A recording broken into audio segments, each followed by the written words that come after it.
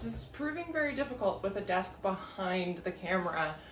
I didn't realize how much space I needed to film. So let's hope this one is the best. This is my third try.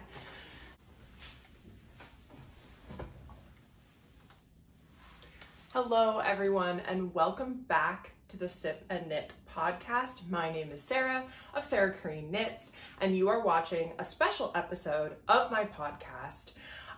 If you are returning, you know that this has been a long hiatus, long depending on who you ask, I guess. It's been, I think, about 5 months, give or take. And the last episode I did was a special episode talking about my knitting plans.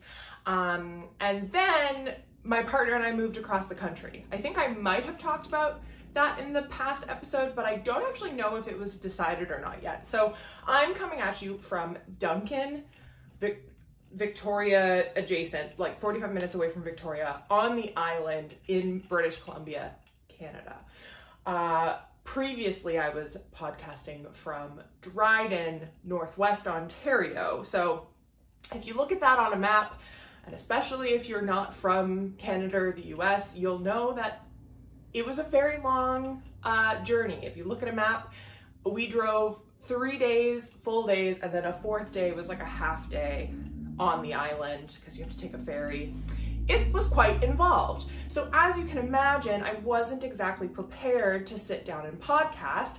I did not have a background. I did not have a thing to hold my phone. We moved with like very bare minimum things. So we've been like slowly purchasing furniture, slowly making our apartment feel like home. I will insert a clip of the office, albeit my desk is a little bit messy, so kindly ignore that. But yeah, I wanted to take a moment to like show the space that I've sort of curated for myself. It's also my partner's space. This is her desk. My desk is behind you, and this is where I work every day.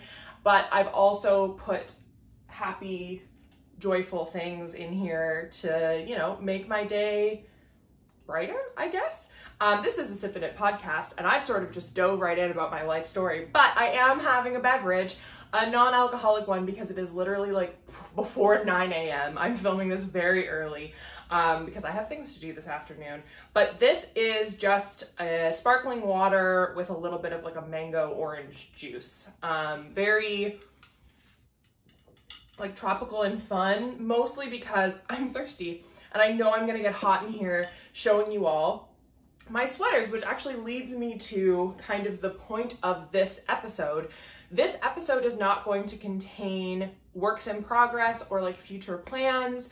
I'm gonna save that for another, hopefully shorter video. This, if you've read the title, is going to be my last 6 months of knits. Because the last video I shot 6 months, 5 months, I'll put in 6 months because it's nearly June. And that just sounds better, it's a half year, but I think it's technically 5 months.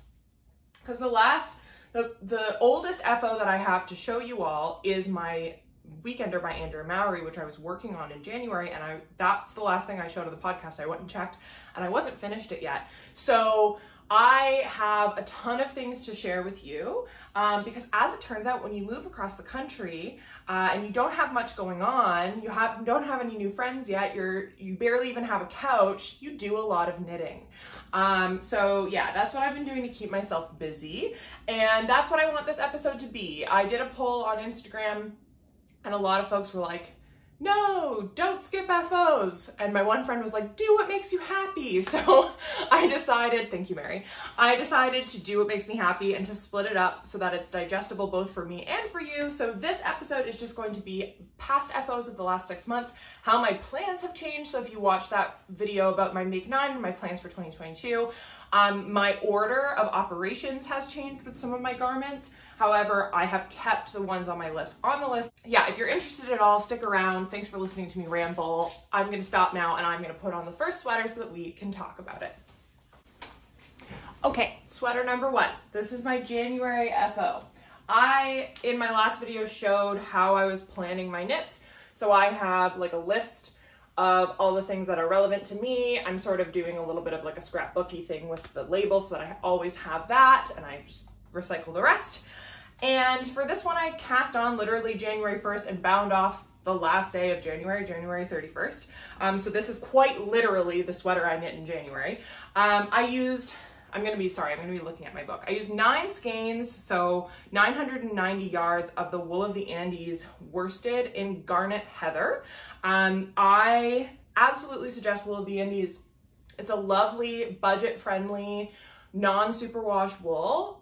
They call it worsted weight. I think you could absolutely knit it at a DK gauge as well. I would say that this is about as open as I would knit it as, and I knit it on a US 8. In my opinion, and I don't know if this is factual, this is just how I interpret yarn weights, which could be wrong, but I feel like a worsted weight, you should be able to comfortably knit on a US 9. But that also depends on everyone's like personal gauge intention. So maybe I'm just talking out of my ass. I don't know. But it feels a little bit light for a worsted. That's just my 2 cents on that. The gauge is 18 stitches, over 4 inches or 10 centimeters. I knit the size 4 or the large, which gives a 52-inch chest. I have considered, I love this sweater. In the wintertime, wore it. As you can see, it's a little bit pilly and covered in animal hair because I have a dog and a cat. So it is like a sweatshirt, basically, especially when it's not actually warm out and the sun isn't beaming down on me. Like, I'm a little bit itchy and uncomfortable because I'm hot, but when I'm cold, this is like, I can wear it next to skin, it warms me up, I can wear it all day, I can lounge on the couch in it and be comfortable. It's truly one of my favorite sweaters. And I think that if I were to knit it again, which I think I want to in like a gray, again, just like a sweatshirty, throw it over everything kind of vibe, I might actually go down to the medium size. The reason I say this, which I think is like a 48-inch bust maybe, and I'll stand up. The reason I say this is it's quite big on me intentionally. It's 10 inches of positive ease. But what I wasn't expecting was the sleeve to also be like roomy. Like it's roomy all the way down. I would prefer a fitted sleeve here. Oh my gosh, I wasn't kidding about the hair. I would prefer a more fitted sleeve, especially with the tent-like body. I just feel as though that suits my preferences a little bit more. So yeah, that would be my change, I guess. I did make some modifications. I knit the back body to 16 inches. I didn't write down what the pattern asked for. If you have the pattern, you'll be able to see, but I am tall, 6 feet tall. So I knit most of my crop sweaters to between a 12 and 14 inch. And this, I wanted it to be like hip length. So I knit the back to be 16 inches. So it's just past my hip. And I wrote in some like how many rows I did before like the short rows and stuff, but that's not relevant to you. That was my personal knitting, so that when I knit it again, I know. So I'll do a little bit, I did stand up already, but I'll do a bit of a twirl for you. I will be honest, I'm not sure in my framing how great it is, and I'm not gonna be able to wear this for very much longer. So if you're curious about what this looks like on, I would direct you to both my Instagram and my Ravelry, whatever platform works best for you. I do my best to put at least one FO photo on Ravelry and definitely FO photos on Instagram. I'm far more active there. So if you want to see it in action, you can go over there. If you have any questions about it, you put them below on those 2 platforms. You get my drift. I think there might be more notes on Ravelry. I'm trying this year. I don't know that I'm succeeding, but my goal is to have notes for every project. I'm basically trying to put what I wish people put on their project pages on my own, especially when it comes to, like, I'm a body size that most designers are not, or at least the designers that I frequent, a la Andrea Mowry. It's fine that she has a 32, 34-inch bust, whatever her size is. That literally does not matter to me. But when I see people who are a 42 or a 44, it's really helpful to me to know, like, okay, what length, how tall are you? What length did you knit the body to? How many skeins did you use? Because I am one of those people who like really dislikes having like that whole skein extra. So it's really nice to know, like, I knit extra length and this is how much yarn I used. And anyway, I'm rambling again, but that's kind of my preference there. So yeah, so this is The Weekender by Andrea Mowry. Okay, sweater number 2. This is my February sweater. I'm referring to them all as the month. Oops, I pulled the blinds down because it was getting hot in here. I've caused them to wiggle and now the cat is interested. Okay. I'm affectionately referring to the sweaters that I knit in the month that I knit them as their month, but this has a name. So this is the Nordic Nights by Jennifer Steingass. Again, another designer. I mean, Andrea Mowry is prolific in her own way. I feel like Jen Steingass is the same way for colorwork yoke sweaters. Often if I ever see a photo of a sweater on Instagram that I'm like, oh my goodness, how beautiful. If I look at who the designer was, it's pretty often Jen Steingass. Jen Steingass and Rachel, oh, she just recently did the Nomad tee with like the color work down and like it splits open at the collar. If you know who I'm talking about, I'm so sorry. I haven't knit one of her patterns, which I think is why her name isn't ingrained in my brain. She's from the UK. Anyway, two very beautiful colorwork designers. So this is Nordic Nights by Jen Steingass. I cast it on January 10th. So that's important to note. I did not knit this fingering weight colorwork sweater in a month, right? I cast it on in January while I was working on my weekender. And I think I actually did that on purpose as I'm like picking off my hair, the dog's hair, both probably. I cast this on intentionally like in January, knowing that I wanted to take my time with the yoke. I wanted to make sure that my floats were nice and long, that I wasn't going to have any puckering, and that I didn't feel rushed because this is my first colorwork garment. So I wanted to make sure that I gave myself the time to like slowly go through the chart and everything like that. So I cast it on on January 10th and bound off on February 26th. So it took me, what's that, 7 weeks, 8 weeks, 8 or 9 weeks? I'm terrible at math. No, 7 weeks, because 8 weeks would be 2 months. Hey, I did it. I use, again, knit picks coming in clutch. Honestly, I love knit picks. I don't know how much people are gonna agree or disagree on that, but like when you want a garment and you don't want to spend $200, knit picks. The UK, you have like drops and Holst. I feel like knit picks is like the US version of that a little bit, maybe. US and Canada. I don't know. Again, talking out of my ass. Perception over truth. Like that might not be accurate, but that's how it seems anyhow. Not that we don't have Holst, because I have some on my shelf. And I would say drops. I've recently found a store here in BC that sells drops, but online I find it's not, like you can't like go to their website because it would be, the shipping would be weird and the duties would be weird. That's, anyway, again, a tangent you didn't need. So this is Knit Picks Hawthorne Fingering. So their Hawthorne Fingering is and this is why I've pasted the label here, it's an 80% superwash fine Highland wool and a 20% polyamide. So this is a superwash garment, which I'm gonna be honest, it does not feel like one. So if you're at all like averse to a scratchiness and you're like, ooh, superwash equals soft, I wouldn't go for this one. Unless you're fine with wool, then go for it. But it is not as soft as a superwash merino, so just in case you're wondering that. Hawthorne kettle dyed, and this is in Klamath Falls. All their Hawthorne kettle dyed are named after like locations. And then the color, the contrast color is Camp Fiber Yarns. Here's her logo there. That is Laura, I believe her name is, of Camp Fiber, and this is Ice Flow in tweed fingering, so that's a 80% merino and 20% nylon neps. I made socks in it as well, so I know how much I had left over. I had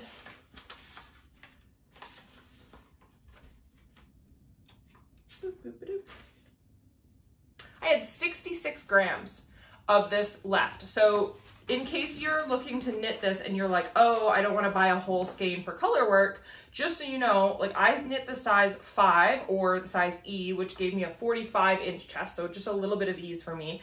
And I used, what is that, 45 grams of the contrast color. So if you've knit socks and you have leftovers and you're like, that would be a really pretty contrast, go for it, because you'll absolutely be able to do that. All of Jen's patterns that I've seen, she does her best, it seems like, I don't know if this is true, but especially for the fingering weight ones, all of the sizes, you could do the color work in one skein, which I love because let's be honest, like I'm not out here trying to get 1,000,001 colors. So that is the size that I made. The gauges, I wrote it in 2 inches for some reason. I don't know why I was measuring it in 2 inches, but 12 stitches over 2 inches, so 22 stitches in 4, and it's a fingering weight garment, so it's nice and airy. I knit the body on a size 5, which I actually really like the feeling of knitting a fingering weight on a size 5 needle. I don't know why, it's just the vibe. My modifications, I changed my decrease rate on my sleeves. I have 20-inch long arms, so oftentimes I need to continue knitting before the first decrease because it doesn't make sense to decrease here.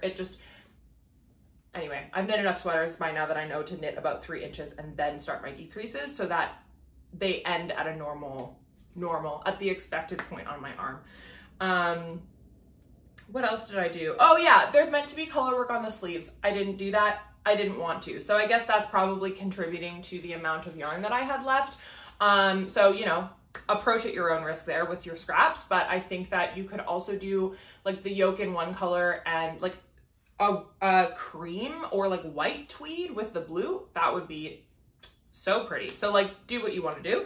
And I knit the body to 12 inches and then 2 inches of ribbing. So this sweater is 14 inches long. So I'll stand up for you. Typically when I'm wearing this jumpsuit, what I like to do is I like tuck it in the little like loop and then I like fold it over so it looks like a French tuck, but it's not. But this is, so where are my hips? My hips are here and the sweater is like not even an inch above my hip, right? So that I like because my pants all go to about here and then this goes just over, or I can tuck it in. This is like my preferred cropped length, and I say that with air quotes because like, is this cropped or is this full length? It's like a weird in between, but I like a weird in between crop. I like a regular crop that would like hit me here. You'll see I have a few of those, but I find that this is the most versatile length for me. If it goes longer than my hips, I don't like the way it looks on me. Personal preference. It's just a body image thing. I prefer it to hit my hips. I don't know why that is. It's just when I look at a thing on my body, I'm like, yeah, that looks better that way. Who knows? And a crop, I feel like you have to be a little more aware of what you're wearing with that super crop, right? So this for me is like perfect length. I don't know what the pattern calls for in length. I frankly have kind of stopped paying attention unless it's like knit sideways or something, because it's just not relevant to me. I have yet to find a designer who's 6 feet tall. So, you know, when I do find that person and they are making samples that are meant for a 6 foot tall body, like great, I'll totally listen to their lengths, but that wouldn't make sense for like most of the people knitting their garments. So like, and if they're using a size chart, they're gonna do like standard sleeve length, which I think is like 14 inches, which for me is 6 inches too short. So like, I just like generally don't follow sleeve and garment body length. I will absolutely follow the shaping and the color work chart and the lace chart and the cable chart and whatever is relevant. But when it comes to length, I just sort of do my own thing. So if you're 6 feet tall and you're watching this, hey, you're welcome. You have maybe some guidelines that might be relevant for you. I will also say that I'm like a proportionate 6 feet tall, in the sense that my torso and my legs, like it's not one or the other that provides more of my height. I think I might be more leg than torso because most ready to wear garments fit me fine in the length. So in case you're wondering, if you have a body like mine, now you know. But yeah, that's this sweater. Would I knit it again? Maybe as a gift. I don't think I need 2 of the same color work motif. I think I would knit, let's put it this way, I'll knit more of Jennifer Stein Gass's patterns, but I might not knit this one in particular, if that makes sense. But yeah, that's this sweater. I will say that this sweater has like rolled me into like a blue and navy kick in a big way. I picked up some Sonder Yarn Co. Sunday Morning DK in their Dream State colorway, which is like this insanely beautiful, like deep teal. So I've been on a blue kick as of late and I'm kind of loving it. I'm kind of loving the blue vibe. So that is that. I'm gonna take a sip of my beverage that I've refreshed with more water. All right, let's keep it pushing. So this one I love, but I'm going to overheat in about 30 seconds. So I probably won't talk about this as long as I did the last two. This is the Oat by This Bird Knits. I lost my page. There we go. I cast it on March 6th and bound off on March 27th. I used a 10.5 inch, no, 10.5, US 10.5 needle. So that's like a 6.5 mil needle, because this is DK and lace weight mohair. So the gauge was 16 stitches in 4 inches. So that made for a very quick knit. The construction is you knit it flat. I have mohair in my eyelash.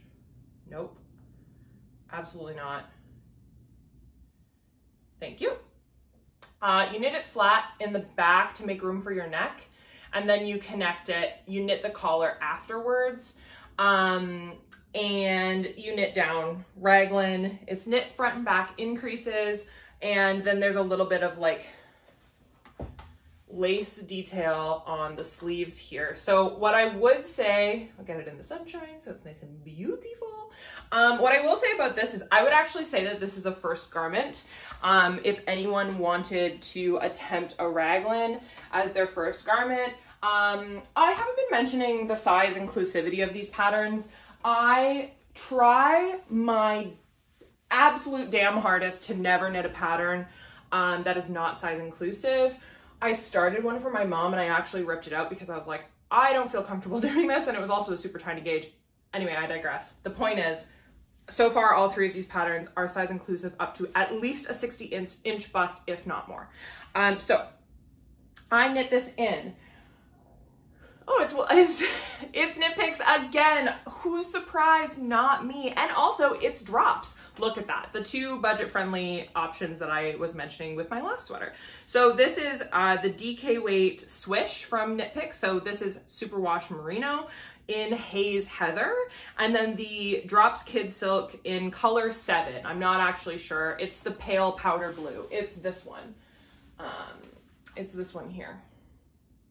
So if you'll notice this, and I don't have it with me, but it's like a pale heathered lilac, has made this like amazing, you can't even really get the full, like in the sunshine, maybe it helps, but you can't even get the full understanding of like the colors together. It's so pretty.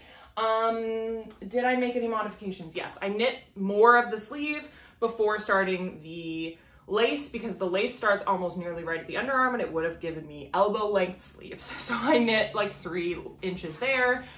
Who's surprised? I'm not. I used 10 of the Swish DK and I bought 5 of the drop silk and only used 3. So I don't know what happened there with like yardage wise, why that is. But 10, and this is 123 yards, so 1,230 yards of the Swish DK, so that you know, I used 3 skeins of the main color of Nordic Nights, which I realized I didn't mention, I apologize. And yeah, I knit the body to 10 inches. You'll notice I knit the body to 10 inches, but the raglan is very deep, which means it's longer on my body. It's actually at the length where like if it were any longer, I wouldn't have liked it. So there's that. Yeah, body to 10 inches and then 1.5 inches of the ribbing. So 11.5 inches. And that's what I'll say about this. I don't think I would knit this again, if only because like a lace, sleeve is like, I don't need more than 1 sweater with a lace sleeve. What I will say is the pattern itself, I like the fit of, I like the oversized raglan. I like the neckline a lot. This is one of the few sweaters I don't fiddle with when I'm wearing it. Neckline wise, it doesn't like slide funny. So in that sense, I might use the numbers. Like I might knit, like I could knit a worsted weight or again, something with mohair. Like I would use the numbers again, to make a sweater if I just wanted like a plain raglan knit. So that's the oat by This Bird Knits. Up next is actually a shawl. So this shawl is the Songbird Shawl by Very Shannon. This was because I went to a yarn store with my partner. I went to Bee Hive wool shop in Victoria, BC. I was so excited to go because it's like one of the oldest shops in Canada, and they have this like beautiful storefront on the corner. Shout out to Sarah at Bee Hive Knits. We share the same name. She was so helpful. I bought a sweaters quantity of Malabrigo Rios to make, there we go, in Winter Lake, to make Jacqueline Cieslak's Bay pullover. So it's like the oversized dolman sleeve.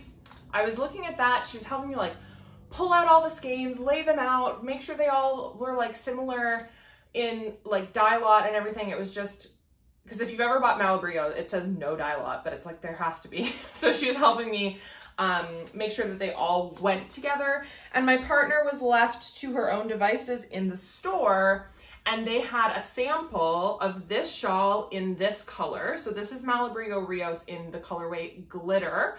I knit this in just a bit over 2 skeins. So the pattern does call for 3 skeins. I would say that you need the 3rd skein.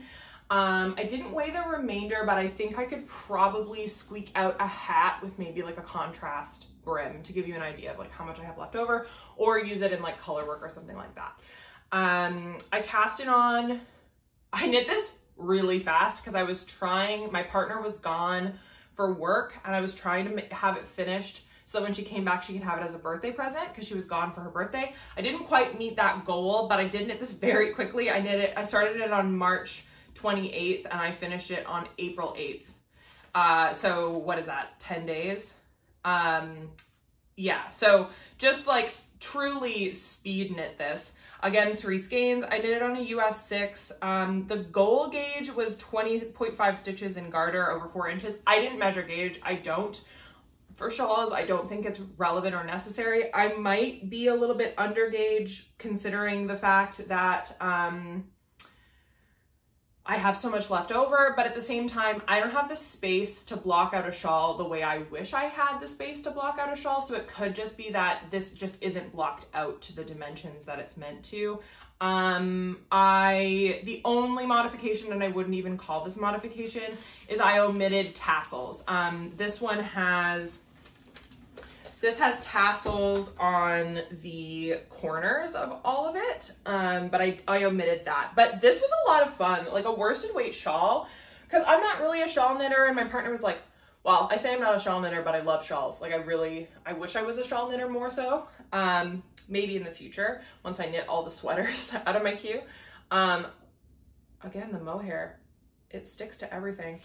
So my partner like pointed this out, and she loves this like gold, sunshiny, but like rusty. It's just a great color. So the texture is really quite beautiful. And so I looked at it and I went, well, it's worsted weight and there's a lot of really fun texture. Like, yeah, I'll knit this for you. Like, why wouldn't I? And I will say a picot bind off. I was like, are you sure you want a picot bind off? And she's like, yeah, I like the little, I was like, okay, sure. Like picot edging is just not something. I have a pair of socks that has a picot cuff, but on a sock, it makes sense to me. Like that's an aesthetic that in my brain, I was like, yeah, I would do that. I don't know what it was about on a shawl. It just was like not clicking for me. And then I did it. Very fun, very cute. We love to see it. So yeah, I'm a fan of this. I would absolutely recommend it. There is a chart and written instructions. The written instructions do the thing though, where it's like, do rows, blah, blah, blah, blah, blah, blah, from section 4 when you're on section 11 or whatever. So if you don't like having to flip back and forth, I'm like noticing the pills. This has been worn and loved, it's fine. But if you're not someone who likes to like go through and go back to the section you were on or whatever the case, this might not be for you. But if you don't mind that, it's only 3 different repeats, so you get used to like what they are, and you kind of memorize them by the time you're done. So yeah, that is the Songbird in Malabrigo Rios by Barry Shannon. This is the first garment that I've put on that I'm like, oh yeah, I can continue to wear this. I'm not dying. It's getting so hot in here. If you've ever been in a room where the sun is like, yeah, it's, anyway, I can't open the window. It's too noisy out there. So this, I've had this in my pattern library since I started knitting. It was one of the first patterns I purchased. And actually Jessie May is one of the first garment patterns I ever tried making. I made the framework bralette as one of my very first kind of attempts at garment knitting. And she's still like a staple to this day. Jessie May is honestly a force in the knitting designer world. Every single time she releases a garment, I'm amazed that she somehow is like, wow, yeah, you did it again. I want to knit that immediately. And I've talked about like sort of trendy knitting on the podcast before, and about how like I'm not someone who's knitting like, I mean, the last 4 things I showed, I think the only like trendy one was the Weekender, and that was trendy, I don't know when it was released, however many years ago, probably like 6 years ago. I don't actually know, I wasn't knitting at the time, right? So I very much knit what I want with the yarn that I have, and like I knit based on what makes sense. And Jessie May though, like I definitely don't jump in and cast on right away, but I absolutely project plan and want to knit her garments. And the nice thing about this, and this is why I'm mentioning it, is I've had this in my queue since I started knitting 3+ years ago, I think 3 years ago. And I still wanted to make it. It's still like people are still making it. There's thousands of projects of it on Ravelry. Like it's just a staple. So she somehow both makes garments that everyone wants to knit right now and will continue to want to knit them for years to come. And like, incredible. Like what a thing to have accomplished. It's so cool. Okay, now that I'm done Jessie May fangirling, this is the Ripple crop top. If you didn't notice that already, this is the fingering weight version. I also own the DK weight version or worsted weight version. So you have 2 options there for gauge. I cast this on April 10th and bound off April 24th. This is in the colorway Eucalyptus for Knit Picks Stroll. Stroll tonal, I should say. I had 3 skeins. I knitted in 2. I think I even had some leftovers of the second skein, and I knit the body to it says approximately 11 inches. It's like right under my armpit though. So yeah, it hits at that like cropped length. This is like my happy crop length, I would say. And I knit the sleeves 3 inches or 24 rows in my gauge, which I think is like exactly what the pattern calls for. I knit the size 4, so the finished circumference is a 47-inch circumference, and the suggested gauge is 24 stitches over 4 inches. You should read the pattern though. She specifies like unstretched and blocked or unblocked, like it's a specific gauge, so definitely look into that. Don't take my word for it, because quite frankly, I just looked at the needle that I used for my Ripple bralette, and I just used the same one because I made my Ripple bralette an open gauge to wear it more as a crop top than a bralette. So I just knew that that was the gauge that I wanted. So definitely, you know, take that with a grain of salt. I also think the reason I only used 2 skeins for my size was my yardage on the Stroll tonal, 462 yards for a fingering weight. That's a really large amount of yarn for a fingering weight for 100 grams. Usually it's between like 400 yards and like maybe 437, but yeah, so that might have been contributing to my only using 2 skeins. Yeah, that's pretty much it. That's the story. Would I knit this again? Absolutely, I would. I think that this is just one of those, like, I can knit this in 6 different colors and wear one every day in the summer and never get bored of it. I can knit it longer. I can knit it even a little bit shorter. I could, you know, knit it in linen. I could, well, maybe not linen because it would bias. I could knit it in cotton. I could knit it in silk. Could you imagine this in like a knitting for all of pure silk? I can. Hello, that would be amazing. Did I just think of my new project plan? Maybe I did. Yeah, it's great. 10 out of 10. Absolutely recommend. That's it. That's all I gotta say. Okay. This is the Rocket Tee by Tanis Lavelli. I should probably see if she pronounces her name somewhere so I can pronounce it properly.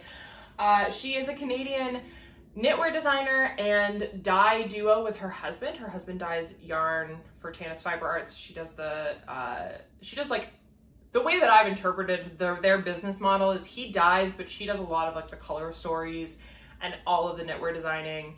And it's just like her Instagram is a place of joy for me. Like if you're ever looking to follow someone who's just like showing behind the scenes, but in a way that doesn't make you feel like you know too much about their family, like, I don't know, she's a great time. Do recommend. So this is the Rocket Tee, like I said. I cast it on April 19th and bound off May 10th. So this is, I'm considering this my May sweater. I kind of have 2 May garments because I'm into summer knitting. So this is like my t-shirt, and then I have a tank top show, and that's actually gonna be my last one. This I knit in, oh, this is so special to me. Okay, Kelsey, if you're watching this, hi, thank you for the yarn. I bought it, but like, thank you for making yarn. That is beautiful. Because yeah, it's just, ooh, this project brings me heckin' joy. I say I bought it like that just so that people know that like, this is not gifted. This is not an ad. I am just friends with this person and I love her work. I love her as a person. Anyway, I'll stop gushing. My point is, Kelsey is a friend of mine who I made friends with her last year because her and I, with some other folks, started playing Dungeons and Dragons. You've probably heard me talk about it. You've probably heard Kat talk about it. You've probably heard Mary talk about it. We all have podcasts. Kelsey, where's the podcast? We all have podcasts and we all talk about each other like at different intervals, I think because we love each other. At least I hope that's why. Yeah, anyway, I'm gushing about my friends, but I think the gushing is deserved. I'll talk about the yarn in a second. I think this needs to be said. I feel very fortunate to have met these women. Our friend Monica, who is not knitting right now because she's gone through a massive move and it's just been really stressful. She's also included in this group when I talk about all of these wonderful friends that I've made, knitting or otherwise. Like this group, really and truly, like I offered to DM when Kat had posted on her Instagram story talking about like, kind of have a group, we need a DM, and I like very sheepishly was like, maybe me. And I'm so happy I did that, and we're still playing now. We realize it's been like a year and it's been like a slow burn campaign. They're only level 6. If you play D&D, you'll like understand that. But we try to play at least once a month. Like we try not to take big long breaks, and it's just like, for me, I mean, speaking personally, it's just been such a relief from you know, normal like life stress and life expectation, if that makes any sense. Like these people are just so understanding of like, come as you are, there's no pressure, like it's just very supportive and wonderful. And I feel very fortunate to have met these people. So with all that being said, I made this out of Kelsey of Knitting Nakabi. I made this out of her yarn. I'll grab a skein. That's really precarious. Just a second. I want you to see the label so you know when you see it on Instagram. That's not it. That's it. So I made this from Kelsey of Knitting to Cobby, her yarn. I made it in, because I haven't actually put the labels in my journal yet. This is the mohair. She's a natural dyer and a untreated wool supplier. So like all of her yarn that she dyes, not a supplier of wool, sorry, let me rephrase that.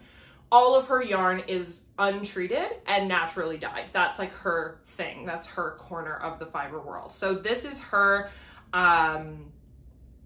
Kid Silk, Super Kid Mohair and Mulberry Silk lace weight yarn, 72% mohair, 28% silk.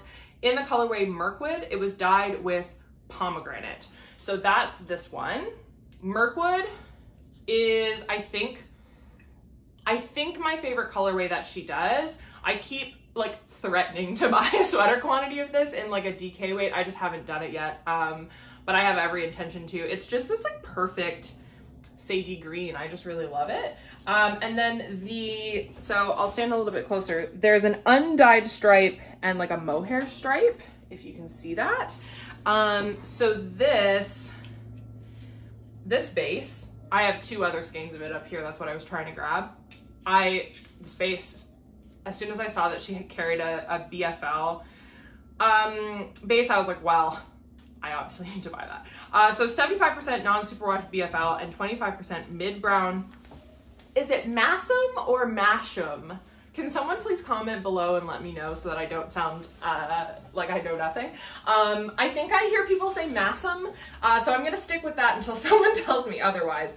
But yeah, this is the fingering weight that I used. If you've seen the Rocket Tee before, which I am sure you have because it is very popular, it is a fingering weight and a mohair, never held together, and the fingering weight is held single. So, or I'm sorry, the mohair is held single. So it creates this like illusion of sort of see-through and not see-through. The original sample was knit out of the same colorway on both the fingering weight and the mohair that Tanis dyes. She also does kits. You can check her shop. She does close up for the summer. She hasn't closed yet. I think that's around June that she closes up shop. But just like know that she does offer kits often, and if they're not on the site right now, that is something that she seems to be continually offering.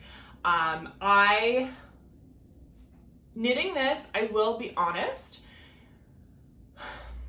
once I got in the round, it was fine. I think knitting flat and knitting with mohair held single, I have just never knit with mohair held single.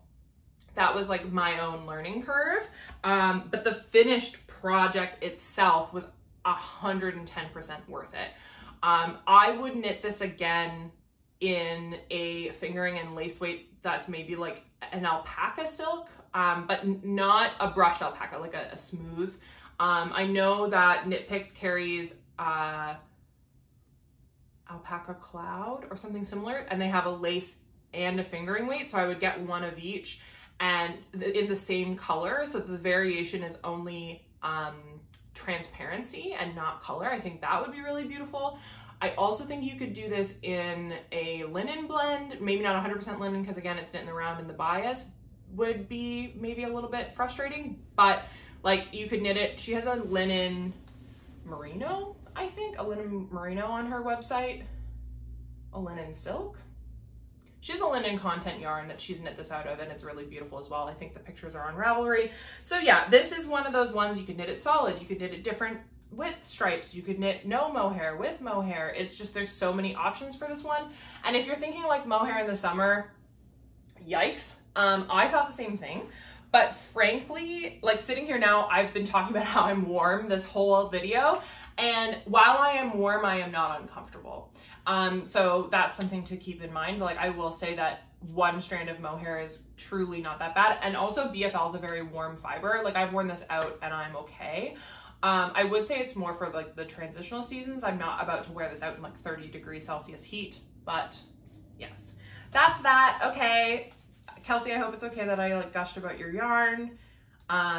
She's having a, oh, I hope I get this up in time. She's having a fingering weight update very soon if it hasn't happened already. I'll put it in the description if you're interested at all in her. It's a fingering weight update for non-superwash merino, I believe.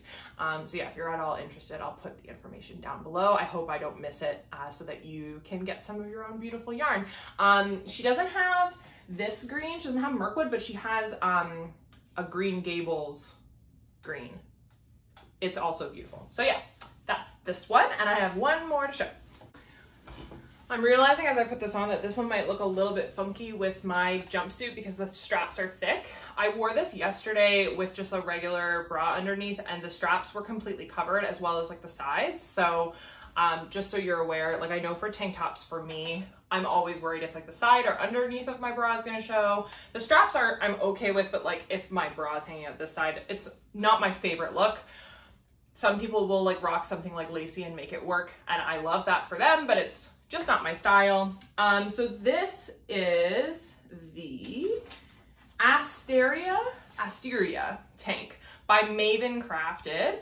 I cast this on April 28th, and I bound off, I don't have the date in here, but it's on my Ravelry a couple of days ago, around like the 18th, 19th, 20th of May, give or take. So a little under a month to knit this one.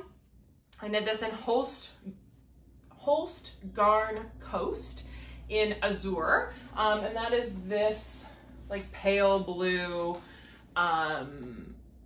pale tequila agave blue, I would kind of call this.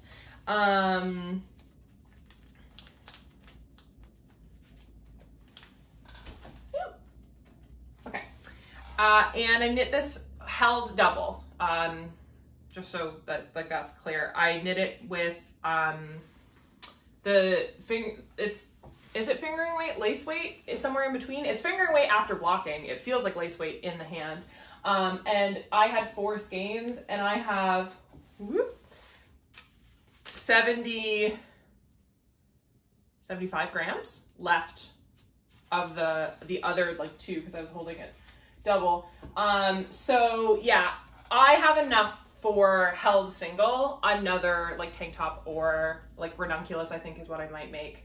And yeah, I want a blue like summery gauzy ranunculus, and I feel like this might suit the bill. The one thing I will say about this yarn is that immediately upon like squeezing it at all, it really wrinkles. I hung it up since I wore it yesterday, and it seems that the wrinkles under my bust and at my stomach have kind of opened back up again, but that's something to keep in mind if you are like a no fuss, no muss, I don't want any wrinkles, what the heck kind of a person. Maybe this yarn isn't for you. I think it might be the cotton content, but that said, I don't really know much about how that works. The goal gauge I wrote is 18 stitches over 4 inches. I didn't really gauge swatch. I did that thing where I started a gauge swatch with the US 7, went that's too airy, went down to US 6 and just cast on based on the fabric that I liked.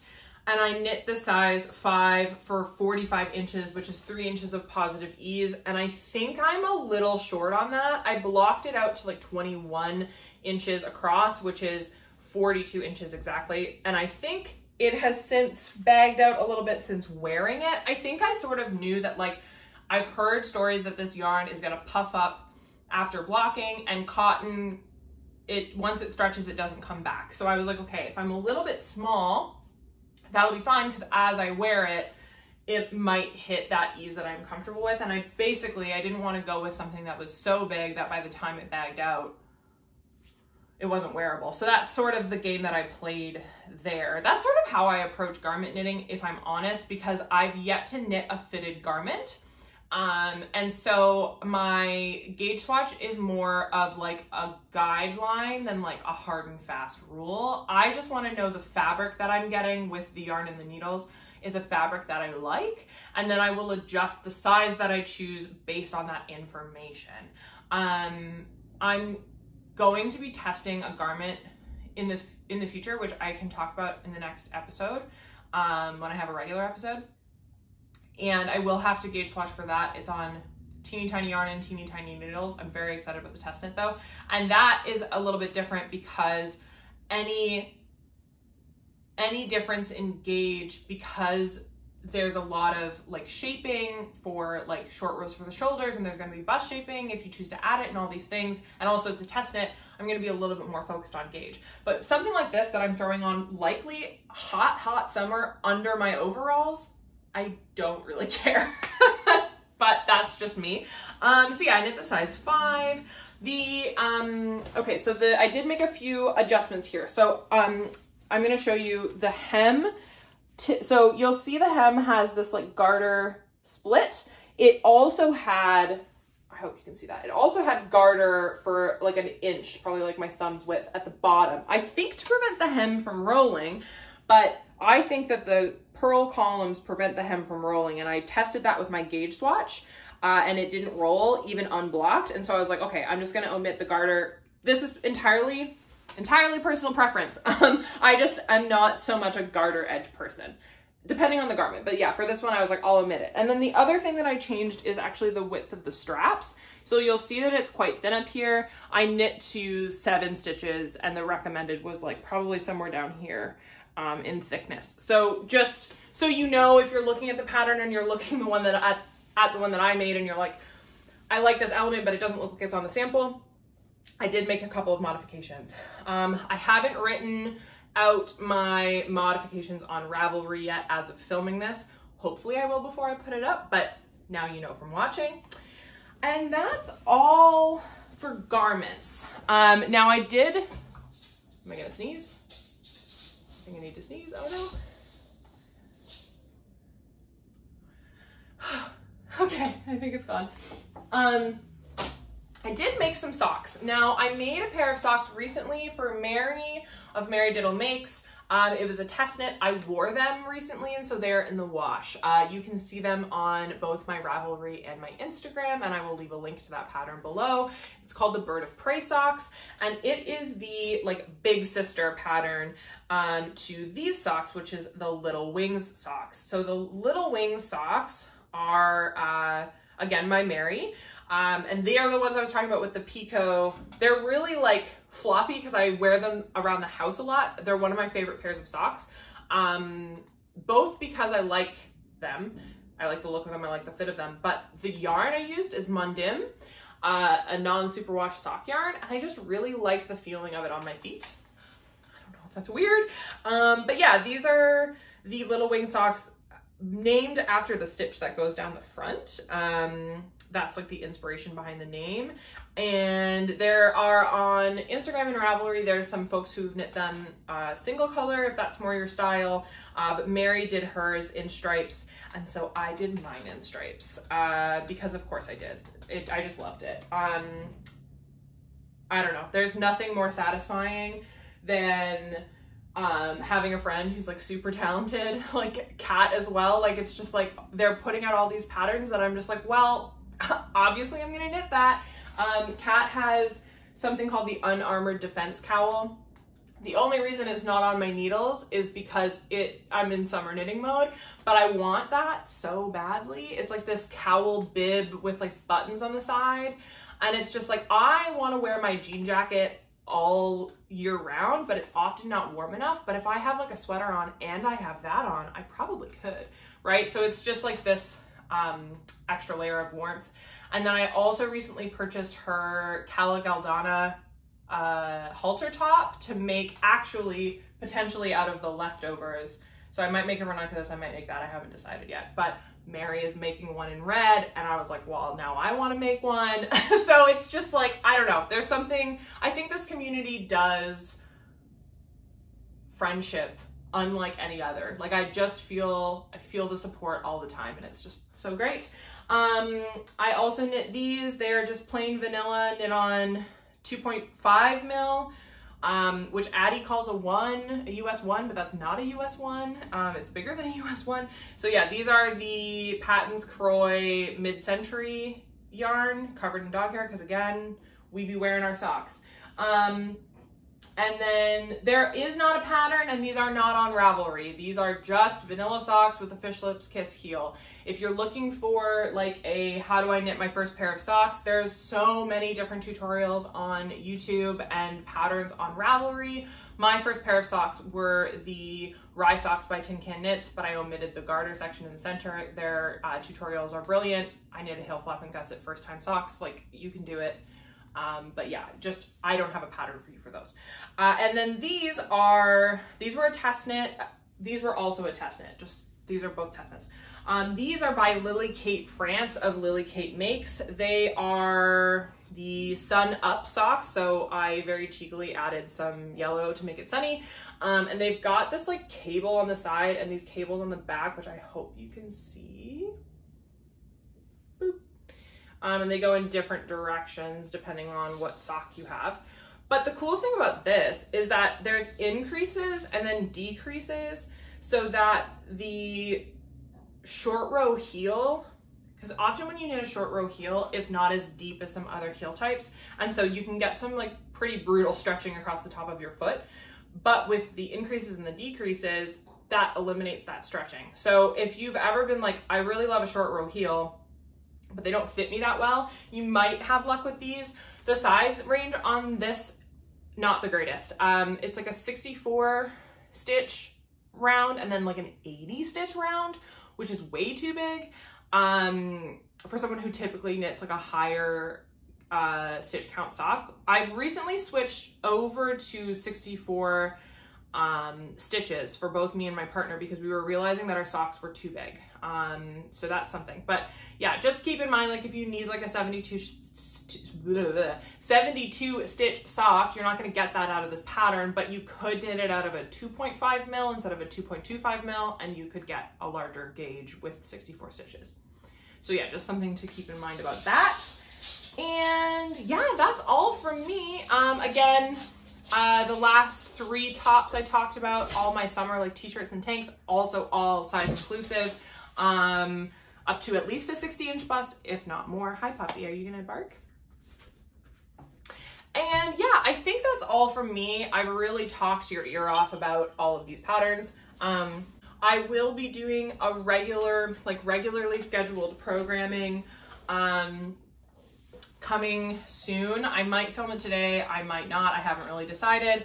One thing I did realize I said at the beginning that I was going to show that I have not shown is, very briefly, I just want to talk about, this is my planning that I did that I showed in my last video. You'll notice that I put like arrows of like, I'm going to do the iris raglan in July when I had planned to do it in April. So I am still keeping with like using, I've acquired way more stash than I originally intended this year. It's been bringing me joy in the stress of moving. So I still intend, however, to use the yarn that I had planned for all of these projects. Like that hasn't really changed. I've just sort of like added some in. There are a couple in the October, November, December range that I'm considering switching out just based on preference and like the way that I've realized I like to dress my body over this year. That's really been a journey for me. So that might change, but I think I even said that in January. I was like, I don't know about these. So that's all to say that planning is only a guideline for me, right? And it can be for you or it can be something more. It's kind of whatever suits your preferences. And I hope that at least something of what I've said has been relevant or useful to you. Thank you so much for watching, sticking around, seeing all the nitty things I've gotten up to over the past 6 months. There's only more to come. I'm so excited for how my knitting has progressed and will continue to progress. Like I said, like learning how to dress my body in my late 20s, I didn't realize how much of a journey it was going to be. So I will say that like knitting has really helped me find that. And yeah, thank you for everything. Just thanks. Thanks for watching. If you did. If you didn't, that's also fine. Like if I'm talking to one person that's left over watching this, that's also fine with me. Okay, I'm gonna go walk my doggo because she just came to say hi and that's probably what she wants. And I will see you all in the next one. Thank you so much. Bye-bye.